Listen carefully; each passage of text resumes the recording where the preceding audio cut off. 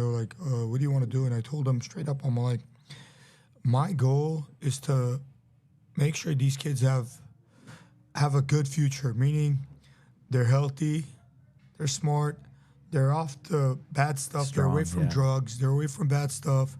Try to keep them in line. And if one of them happens to get good and they become a world champion, that's icing on the cake, you know. And I told him, straight up, I told him that to become a world champion, to become one of the best, isn't only sacrifice on my side, it's sacrifice on your child's side, on your side, on your wife's side, on your parents' side, on your whole entire family side. You guys have to have a lot of sleepless nights. You guys all have to be hungry, make sure this kid doesn't eat. There's so much sacrificing that has to happen for this kid to make it. So I don't know if you necessarily want him to become a world champion, but you want him to become a good human being. And you could become a world champion and be this piece of shit person which nobody cares about.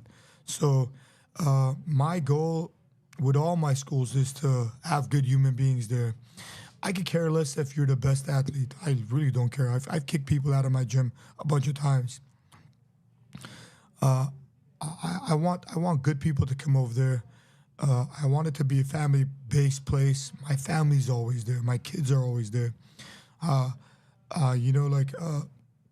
gym I clean up with my hands.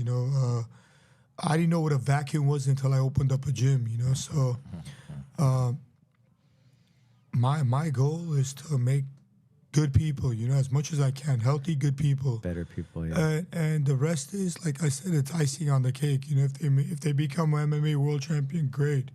The goal is to become a world champion, but the main goal for me is to create healthy, good people.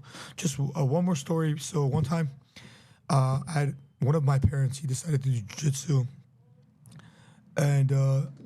He did it one time, two times, and the second time I looked at him, I'm like, dude, I really don't like the way you look. You look your color doesn't look good. How about we get checked out? We get checked out, we see how you are, what's going on. So the guy ended up getting checked out. He found out that he has a bunch of arteries clogged up. He's like a ticking time bomb. He could have a heart attack anytime. So they scheduled the surgery. Wow. About a month later. He had open heart surgery, knock on wood, back on his feet. He's great, he's healthy.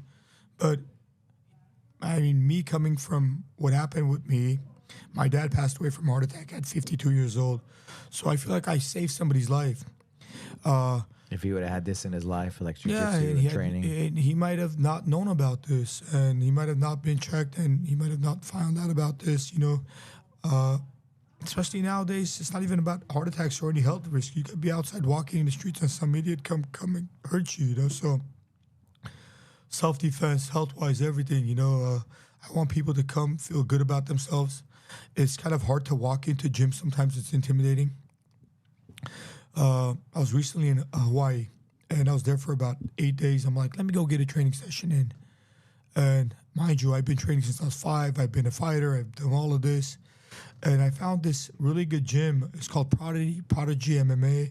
Prodigy. Yeah. And they're out of Waikiki. And when I was trying to walk in, I was so intimidated. I was like, dude, it's so weird to walk in. I'm like, is this what people feel when they walk into a gym? They do. And somehow I got myself to go in. It was great. I had a great training session. It was fun. I got to meet the owners. They're super cool. They're actually very good MMA fighters too. One of them is the ONE FC champion. Amazing people. I was like, dude. So for me, and then when that happened, I'm like, dude. Even myself, I own, let's say, 3 gyms now. I've been a fighter. I've been doing this all my life. It was intimidating for me to walk into a gym, but.